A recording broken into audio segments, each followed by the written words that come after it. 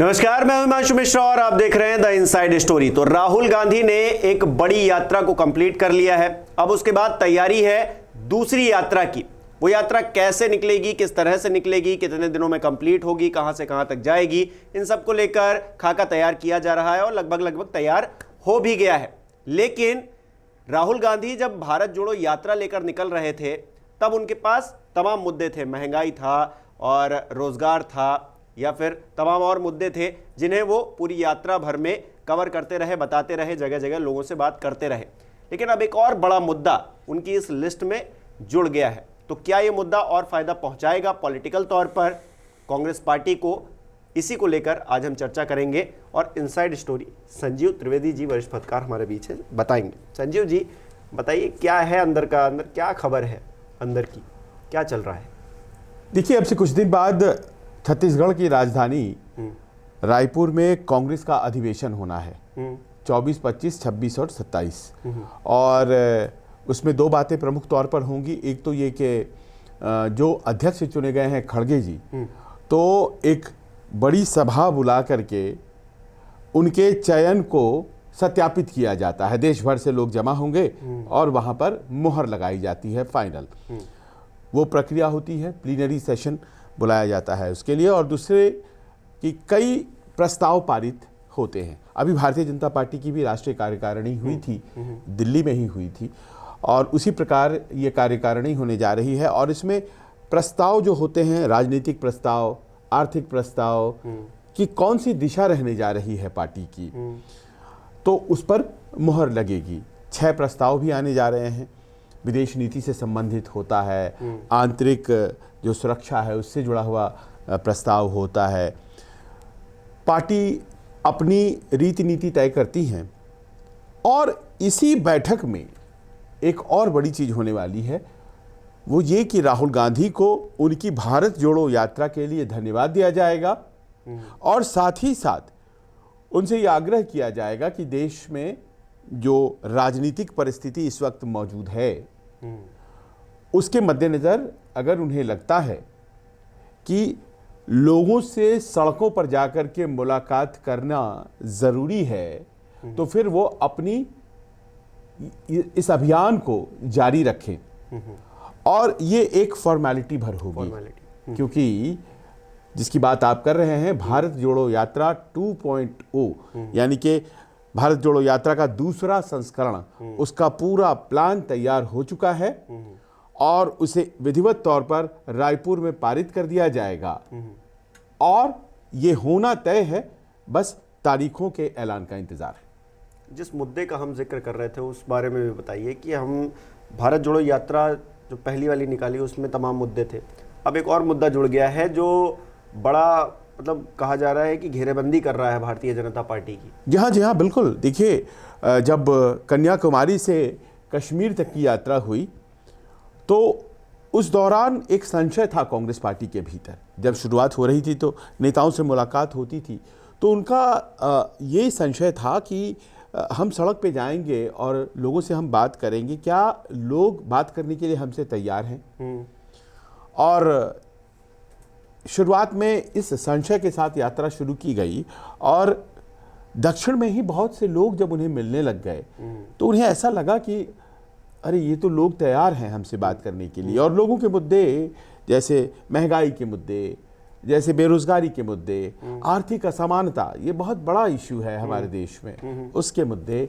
और राहुल गांधी की बात अगर हम कहें तो क्रोनी कैपिटलिज्म का मुद्दा, यानी कि ऐसे उद्योगपति और उद्योग समूह जो सरकार के साथ मिल गए हैं और वो उनका फ़ायदा सरकार करा रही है, वो उसमें तमाम बिजनेस हाउसेस, खासतौर पर अंबानी और अडानी के नाम लिए गए। अब इस मुद्दे को बार बार राहुल गांधी कहते चले आ रहे थे। लेकिन हाल में आपने जो दृश्य सदन में देखा हिंडनबर्ग रिपोर्ट के बाद, उसके बाद इस पूरे मसले पर एक नया आयाम भी जुड़ गया है। प्रधानमंत्री को इसमें जोड़ने की कोशिश हुई और प्रधानमंत्री खुले तौर पर इसका जवाब दें, ये डिमांड सामने रखा गया संसद में। और विपक्ष अब ये कह रहा है कि उन्होंने चूंकि जवाब नहीं दिया तो अब ये हमारे लिए मुद्दा है। इसको लेके हम जनता तक जाएंगे और जनता को कहेंगे कि देखिए साहब, हमने तो उनसे पूछा कि आप अपनी स्थिति स्पष्ट कर दीजिए। टाइमिंग भी बहुत माकूल थी, यात्रा खत्म हुआ, संसद सत्र चला, बजट सत्र, और बजट सत्र के ठीक पहले ये हिंडनबर्ग की रिपोर्ट आ गई और उसमें सवाल जवाब भी हुई, घेरेबंदी भी हुई, राहुल गांधी का भाषण हुआ, प्रधानमंत्री का भाषण हुआ और उसके बाद अब ये रायपुर का अधिवेशन होने जा रहा है। भाषण में कटिंग भी हुई। हाँ, भाषण में वो जोड़ घटाव, सेंसरशिप भी हुआ। तो ऐसे मुद्दे लेकर के वहाँ जो लोगों के बीच जाने का यूँ कहें कि एक कॉज, एक रीज़न बन गया है, क्योंकि हमेशा से राहुल गांधी कहते थे कि देखिए हमारी बातें मेन स्ट्रीम मीडिया कैरी नहीं करता है, हमारे माइक स्विच ऑफ कर दिए जाते हैं। अब तो वो ये भी कहेंगे कि हमारे भाषण काट दिए जाते हैं और स्विच ऑफ करने का एक नया वर्जन। हाँ, और हमारे भी और खड़गे साहब के भी भाषण काट दिए गए। इन सब बातों को लेकर के जाएंगे तो मुद्दे के तौर पर कहा यही जा सकता है कि राहुल गांधी के पास पहली यात्रा से दूसरी यात्रा में थोड़े और ज्यादा बढ़ गए। वो जो मुद्दा अब जो बताया जा रहा है सबसे बड़ा है, या फिर कांग्रेस उसके पीछे पड़ी है, या फिर सब एकजुट हो गए हैं, एक छतरी के नीचे आ गए हैं, उस मुद्दे को लेकर जनता को समझ में आएगा क्या? क्योंकि जनता को रोटी कपड़ा मकान अपना तो समझ में आता है, कोई कमा रहा है या फिर कोई हेरा फेरी कर रहा है, वो ज्यादा क्या समझ में आएगा क्या? देखिए, इस बार जो यात्रा प्लान की जा रही है इन्हीं सब प्रश्नों को ध्यान में रखकर की जा रही है। गांव और गरीब में कौन से मुद्दे होते हैं महत्वपूर्ण, उन मुद्दों को किस तरह से एड्रेस करना है। शहरों में कौन से मुद्दे होते हैं, शहरी मध्यम वर्ग किन चीज़ों को लेकर के सबसे ज़्यादा इंटरेस्टेड रहता है।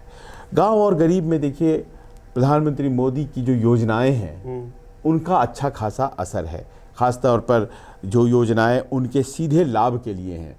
मान लीजिए किसी किसान को अगर साल में कुछ हज़ार रुपए मिल जा रहे हैं उसकी जेब में, वैसे ही चले आ रहे हैं, कई किलो अनाज फ्री ऑफ कॉस्ट बिना उसके आ रहा है, तो वो एक समर्थक वर्ग में तैयार हो चुका है।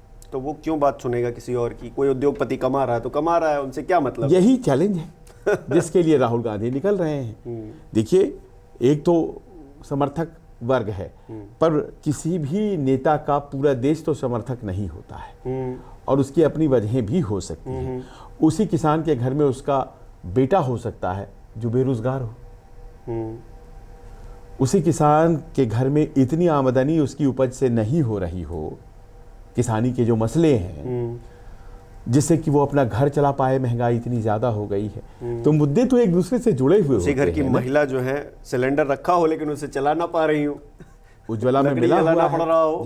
तो ये मुद्दे जुड़े हुए होते हैं और आप जाकर अपील करते हैं, अपनी बातें उनको जाकर के कहते हैं। ये बात हकीकत है। देखिए, किसान को उसका जो मुआवजा है वो देने में देश जो भी वजहें रही हों, और ये कांग्रेस के साथ साथ बीजेपी पर भी लागू होता है, असफल रही हैं। आप फर्ज करें कि गेहूं और सोने के कॉस्ट में कितना का अंतर है, और आज की तारीख में सोना आसमान में और गेहूं कुछ 100 रुपए में हम एमएसपी दे करके परेशान रहता है किसान की। गन्ना का एमएसपी बढ़ा दो और गेहूं की बढ़ा दो, धान की बढ़ा दो। लेकिन वो भी दौर था आज़ादी के वक्त, उस वक़्त तो बहुत ही कम अंतर मान करके चला जाता था। 3 या 4 गुना महंगा होता था सोना गेहूं से, तो इतना अंतर कैसे चला आया? तो ये सब प्रश्न ऐसे हैं। तो कांग्रेस को अगर ये लग रहा है कि इनका ये मुद्दा जो बड़ा है, जो उद्योगपतियों को लेकर या फिर क्रोनिक कैपिटलिज्म को लेकर आपने जो जिक्र किया, जब जनता नहीं समझेगी तो फिर उसका पॉलिटिकल फायदा कहाँ मिल पाएगा, कैसे मिल पाएगा? नहीं, जनता अगर मान लीजिए कि महंगाई का सवाल, रोजगार का सवाल, ये तो जमीन पर हकीकत है। नहीं, ये तो अभी पहली यात्रा में भी मुद्दे थे और लोगों ने बड़े उत्साह से उन मुद्दों को एक्सेप्ट किया है। वो कहा है कि हाँ हैं ये मुद्दे हैं। सरकार द्वारा जो फायदों की फहरिस्त है वो भी है, पर ये मुद्दे भी हैं इस देश में। लेकिन इससे ज्यादा अब चैलेंज है वजहें बताने की कि आखिर ये मुद्दे तुम्हारे सामने क्यों हैं। आपको ये मुद्दे इसलिए परेशान कर रहे हैं क्योंकि सरकार कांग्रेस के अनुसार फोकस अपना कहीं और लगा रही है। ये बात डिलीवर करने की कोशिश की जाएगी, और कहाँ, किन किन राज्यों में, वो भी आप समझिए। एक जो कि दक्षिण से उत्तर की तरफ हुई है, और एक जो कि यात्रा पश्चिम से पूरब की तरफ होने जा रही है। और कहा जा रहा है इसमें गुजरात, जहाँ से ये शुरुआत होगी, और मानकर चला जा रहा है, हालांकि ये बदल सकता है, कि पोरबंदर, महात्मा गांधी जहाँ पैदा हुए थे, वहाँ से ये यात्रा शुरू की जाएगी राहुल गांधी के द्वारा। और गुजरात है सबसे पहले, उसके बाद छत्तीसगढ़, उसके बाद उत्तर प्रदेश, उड़ीसा, झारखंड, बिहार, पश्चिम बंगाल और असम और नॉर्थ ईस्ट के बाकी राज्य, और आखिर में अरुणाचल। और अरुणाचल में एक परशुराम कुंड है, अच्छा, लोहित नदी पर, वहां जाकर के यात्रा का समापन होगा। परशुराम कुंड के बारे में ये मान्यता है कि परशुराम जी ने वहां जाकर के स्नान किया था, और फिर उनके ऊपर जो भी उनके ऊपर एक यूं कहें कि पाप लगे थे, वो उन्होंने पिता के कहने से माता का सर काट दिया था, जो मान्यताएं हैं। तो उस पाप से उनको उरण होना था। हालांकि उनकी माता का सर वापस फिर वैसे ही हो गया था, लेकिन वो पाप से उरण नहीं हुए थे। तो उन्हें वहां जाकर के, तो वो हिंदू मान्यताओं वाला एक जगह परशुराम कुंड है, वहां तक पहुंचना है। हर साल 14 जनवरी को परशुराम कुंड में स्नान किया जाता है, और ये मान्यता है कि ईश्वर से प्रार्थना की जाती है कि जाने अनजाने जो भी हमसे गलतियां हुई हों, उसे हमें क्षमा कर दीजिएगा। मकर संक्रांति तक। और देखिए कि मकर संक्रांति, इस बार यात्रा 30 को खत्म हुई है, अगली यात्रा क्या 14 तारीख को खत्म होने वाली है। वो तो देखिए कांग्रेस में तय होने वाली बात है, लेकिन कोई जानता नहीं, क्योंकि जनवरी और उसके तुरंत बाद फिर चुनाव है। फरवरी में घोषणाएं हो जाएंगी तारीखों की, और उसके बाद तो ये क्या डेट होने जा रहा है, परशुराम कुंड क्या जाने जा रहे हैं, क्या पोरबंदर से शुरू होना है, इस पर फाइनल मुहर अभी लगनी बाकी है। पर ये जितने राज्यों का नाम लिया हिमांशु, इसमें आ जाती हैं 250 के आसपास सीटें। हाँ, आधी, मतलब पूरा आधी सीटें अभी करके वो आ गए, और आधी ये हो गई, और इसमें अपने मुद्दों के साथ घूम जाइए। ये ज्यादा चैलेंजिंग रहने वाला है, क्योंकि ये ऐसे राज्य जहाँ पे बिहार, उत्तर प्रदेश, इनकी 120 सीटें हम लोग कितनी बार इसी शो में चर्चा कर चुके हैं। यहाँ पे कांग्रेस का बिल्कुल सुपड़ा साफ टाइप का है मामला। तो इनमें मेहनत अगर कर ली कायदे से और जनता को समझा लिया, तो फिर फायदा ज्यादा हो सकता है। हाँ, पर डिफिकल्ट न केवल इस लिहाज से है कि यहाँ कांग्रेस का सपोर्ट बेस कमज़ोर है, बल्कि इस लिहाज से भी है कि देखिए पैदल चलते हुए अरुणाचल पहुँचना फिर उसी तरह से मुश्किलों का सबब बनेगा, जिस तरह से कश्मीर में दिक्कतें आई थी यात्रा के आखिरी चरण में। तो इस बार की कुछ प्लानिंग ऐसे की जा रही है कि लगातार पैदल नहीं चलना है। अच्छा, चलना है पैदल, फिर किसी शहर में चलना है, फिर अगले शहर में चलना है, फिर किसी अगले गांव में चलना है, या उस ग्रामीण अंचल में चलना है, फिर किसी अगले शहर में चलना है।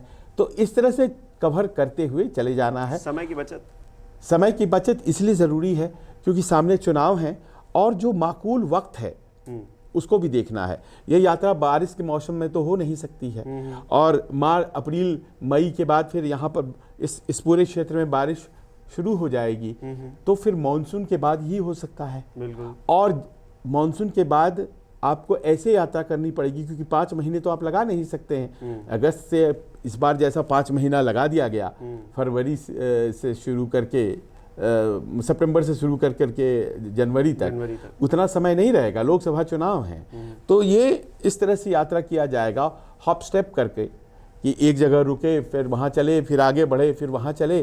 तो इस तरह से कोशिश ये की जाएगी कि इसे तुरंत मानसून सत्र के बाद शुरू किया जाए और फिर खत्म कर दिया जाए जनवरी जाते जाते, ताकि पूरा देश कवर भी हो जाए और फिर लोकसभा चुनाव की तैयारियों का वक्त मिल जाए। और ये बिल्डअप बहुत ज़बरदस्त तरीके से हो कांग्रेस के लिए लोकसभा चुनाव में, खासतौर पर उत्तर प्रदेश और बिहार में। ये यात्रा जो है इस पर विशेष फोकस करेगी। राहुल गांधी ने जो पहली यात्रा की, उससे उन्होंने अपनी छवि बदली। इस बीच कांग्रेस को नया अध्यक्ष भी मिल गया। इस बार क्या उम्मीद की जा रही है कि राहुल गांधी जब यात्रा करेंगे तो क्या कुछ चेंजेस हो सकते हैं, क्योंकि उसके बाद फिर चुनाव में कूद जाना है, उसके बाद आपके पास समय नहीं है। अगर ये जो तैयारी चल रही है, यात्रा करेंगे, क्योंकि हमने देखा यात्रा जब हो रही थी तो पूरी कांग्रेस पार्टी उस यात्रा को कहीं ना कहीं उसके पीछे थी, तो कुछ और आप नहीं कर पाएंगे, फिर आपको यात्रा पर ही फोकस करना पड़ेगा। तो क्या चेंजेस रिक्वायर लग रहे हैं कांग्रेस को जो इस यात्रा के जरिए पूरे किए जाएंगे? देखिए, पहले तो ये है, जानकारी मतलब जी हाँ, पहले तो ये है कि कांग्रेस हिंदी पट्टी में अपनी स्थिति से बहुत असंतुष्ट है, खासतौर पर यूपी और बिहार में। और ये इलाका ऐसा है जहाँ पर जगह बनाना बहुत ज़रूरी है। बंगाल में बहुत अच्छी पोजीशन कभी हुआ करती थी और उसके पहले असम में, तो इन स्थितियों को दुरुस्त करना है। गुजरात में पिछले 2 बार से ऐसा हो रहा है कि सभी की सभी 26 सीटें वो चली जाती हैं भारतीय जनता पार्टी को। क्या उसमें कुछ बदलाव लाया जा सकता है? छत्तीसगढ़ में चुनाव भी होने वाले हैं, उसी दौर में चुनाव होंगे तो छत्तीसगढ़ को विशेष जगह मिलेगी। उड़ीसा में अरसा हो गया कांग्रेस अपने पांव पर खड़ी नहीं हो पाई है वहां पर, और बीजू जनता दल का शासन है। बीजू जनता दल भारतीय जनता पार्टी के साथ भी होता है और उनसे लड़ता भी है, तो वो एक रिकॉर्ड है बीजू जनता दल का। तो बीजू जनता दल के खिलाफ वहाँ कोई संगठन खड़ा किया जा सकता है इस यात्रा के जरिए, क्योंकि 21 सीटें वहाँ भी हैं, 25 सीटें अगर गुजरात में हैं तो 21 सीटें वहाँ पर हैं, 11 सीटें छत्तीसगढ़ की हैं। झारखंड में सत्ता में है कांग्रेस, 14 सीटें हैं वहाँ पर, लेकिन झारखंड मुक्ति मोर्चा उसकी सीनियर पार्टनर है वहाँ पर। वहाँ की ज़मीन को कैसे मजबूत करें और बिना बिहार को जीते या बिहार में माकूल तरीके से अपनी उपस्थिति बनाए। उत्तर प्रदेश की तरह बिहार भी उतना ही महत्वपूर्ण है, तो वहाँ भी अपनी स्थिति बिना मजबूत किए कैसे आगे बढ़ा जा सकता है। तो ये तमाम कंसर्न हैं जो पॉलिटिकल कंसर्न हैं। लोगों के बीच जागृति वाली बात करने के लिए राहुल गांधी बढ़ेंगे, और जो उनके पीछे टीम खड़ी है, अब तो रणनीतिकारों की टीम जो है वो मल्लिकार्जुन खड़गे अध्यक्ष हैं, उनके अंदर बहुत सी टीमें बन गई हैं। वो तय करती चली जाती है कि मुद्दे कौन से बोले जाएं, किन मुद्दों को छुआ नहीं जाए और बिना विवाद के बढ़ते चला जाए। तो एक बहुत ही सोची समझी रणनीति के तहत किया जा रहा है। उत्तर से पश्चिम से पूरब की जो ये यात्रा होगी, ये फाइनल यात्रा है जिसमें कि आपको पहली यात्रा का जो अनुभव है और पहली यात्रा के जो हासिल हैं उन सब का इस्तेमाल किया जाना है। अच्छा, आज जो है राजस्थान में बजट भी आया, क्या कोई उसका प्रतिबिंब आप देखते हैं 2024 में जो मैनिफेस्टो कांग्रेस का आएगा उसमें भी वो चीज़ें हों, जैसे बिजली की बात हो तो 100 यूनिट बिजली फ्री देंगे, या फिर 500 रुपये में सिलेंडर देंगे। ओपीएस का मामला जो था वो तो हिमाचल में चला ही, सरकार ही बन गई, वो तो चल ही रहा है, वहाँ पे भी लागू कर दिया है। तो ऐसे मुद्दे अब छटनी क्या इनकी देखा जा सकता है, फिल्टर्ड हो रहे हैं कि ये मुद्दे रखेंगे तो ज़्यादा फायदा होगा? हाँ, विषय अलग है, लेकिन इस बात को आप महसूस कीजिए कि आम आदमी पार्टी के मैनिफेस्टोज ने सभी सरकारों के और सभी पार्टियों के मैनिफेस्टो को प्रभावित किया है। यह आम आदमी पार्टी की उपलब्धि आप मान सकते हैं। भारतीय जनता पार्टी कहती है कि रेवड़ी के खिलाफ है, लेकिन जब उसका मौका आता है तो वो भी फ्री चीज़ें देने में यकीन रखती है। कांग्रेस पार्टी जो पहले इतना फ्री देने वाला लाइन नहीं लेती थी, अब उसने भी लेना शुरू कर दिया है। इसीलिए आप राजस्थान के बजट की बात कर रहे हैं। और देखिए, गांव, गरीब, कमज़ोर, वंचित, इन सब के ऊपर कांग्रेस फोकस करना चाहती है। उससे अर्बन मिडिल क्लास से ज़रा कम उम्मीद है। उन्हें लगता है कि अर्बन मिडिल क्लास जो है वो भारतीय जनता पार्टी की सरकारों में लाभ में रहता है, तो इसीलिए उससे कम, लेकिन गांव, गरीब, उनके बीच जाकर के उनके मुद्दे उठाने हैं। तो सिलेंडर अगर 400-500 रुपये में आपको अगले साल भी मैनिफेस्टो में फोकस करता दिखे तो बहुत आश्चर्य की बात नहीं होगी, क्योंकि ये अपने आप में single one of the most important मुद्दा है। और इसी तरह के मुद्दों के बारे में जानकारी हासिल करके उस मैनिफेस्टो को तैयार किया जाएगा, जिस पर शायद अभी से काम शुरू हो चुका है। तो एक मायने में ये पूरी जो यात्रा होने जा रही है, अगर ये पोरबंदर से अरुणाचल होने जा रही है, तो फिर आप मान करके चलिए ये चुनाव की तैयारी है। चलिए, बहुत बहुत शुक्रिया संजीव जी जुड़ने के लिए। तो हमारे दर्शक क्या सोचते हैं, ये जो नया मुद्दा हाथ लगा है ये कितना कारगर साबित होगा आगामी चुनाव को लेकर? राहुल गांधी जो दूसरी यात्रा करने जा रहे हैं उसको लेकर आप क्या सोचते हैं? हमें कमेंट करके ज़रूर बताएं। बहुत बहुत शुक्रिया।